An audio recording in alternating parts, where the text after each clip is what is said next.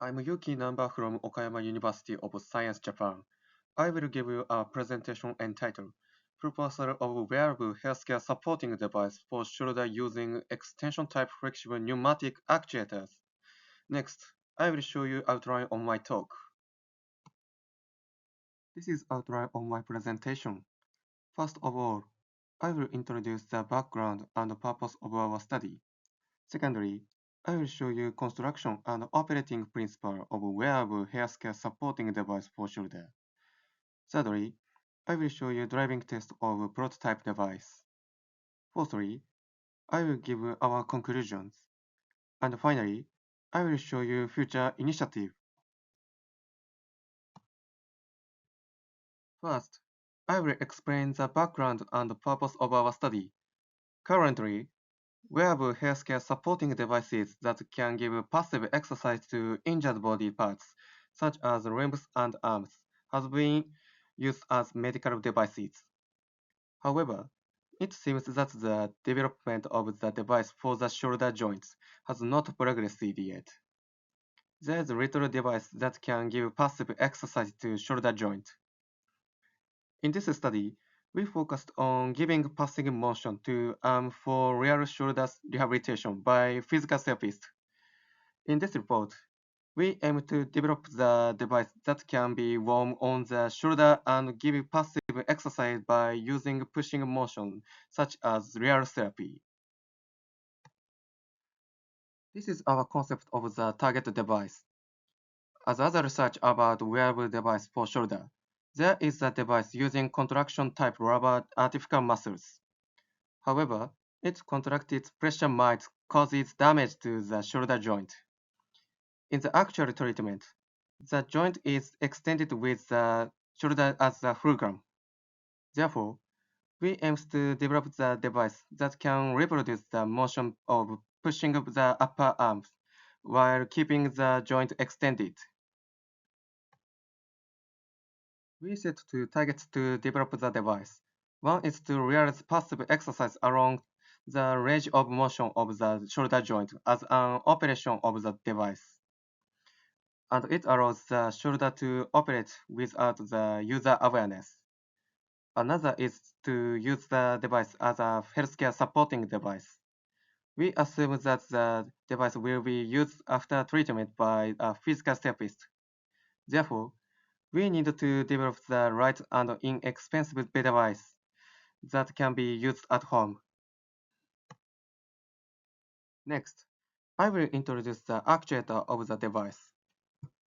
This figure shows extension type flexible pneumatic actuator. We call it EFP for short.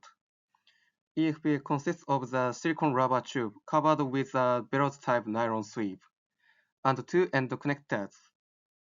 The operating principle of EFP is as follows. When supply pressure is applied to EFP, the inner rubber tube expands towards every direction. EFP extends only the axial direction due to the bellows-shaped nylon sleeve.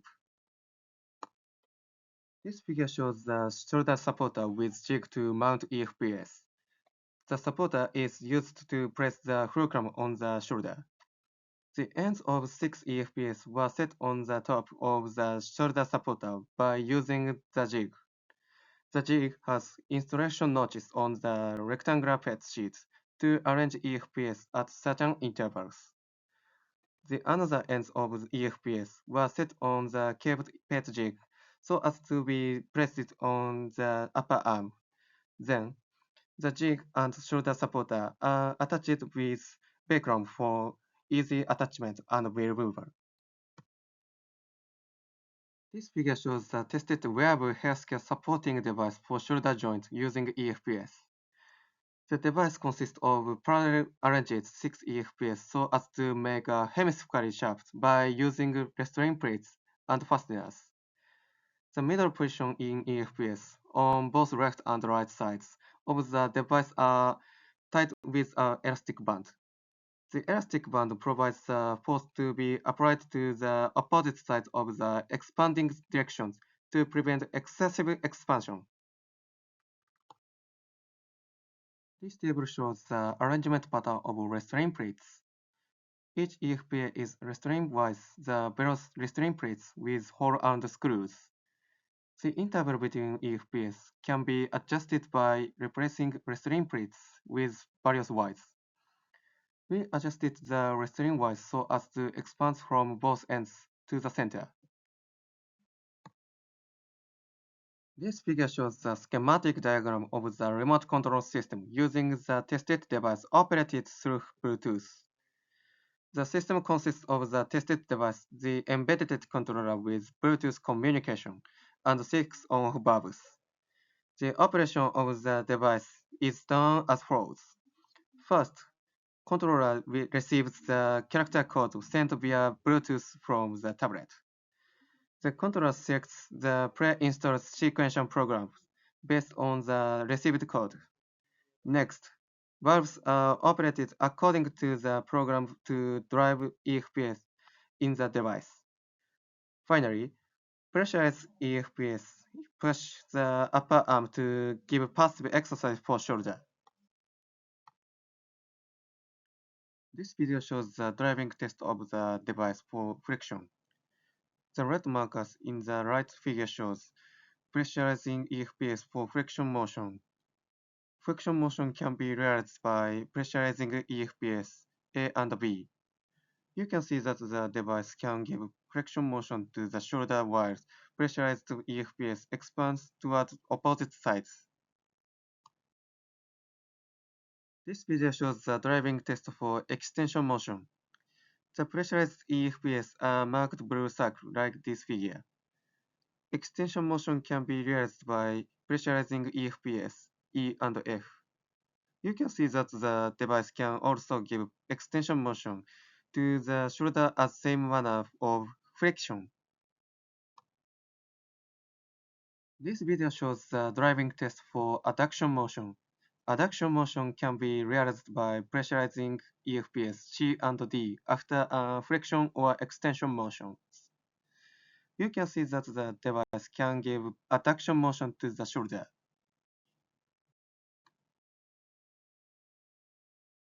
This video shows the case of the abduction motion. Abduction motion can be realized by pressurizing both left and right sides, EFPS, A and F. Also, the abduction motion can be increased by pressurizing EFPS B and E after pressurizing EFPS A and F. You can see that the device can realize two-stage abduction motions. This table shows the result of these driving tests of the device.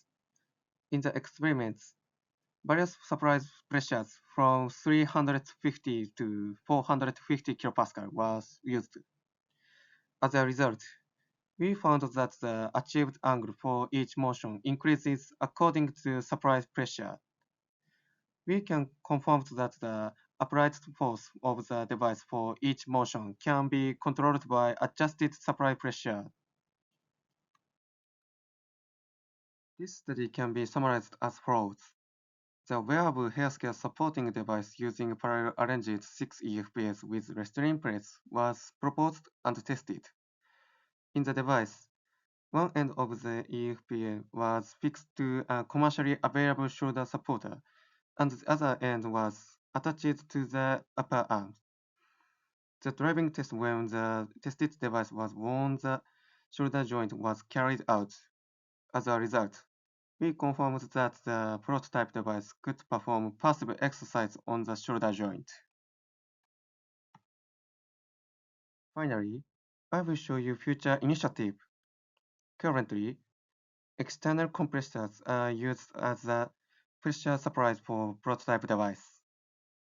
Our laboratory is developing a compact compressor using a vacuum pump. This device can be operated in any location by installing compact compressors. I will show you the operation of a device with a compact compressor.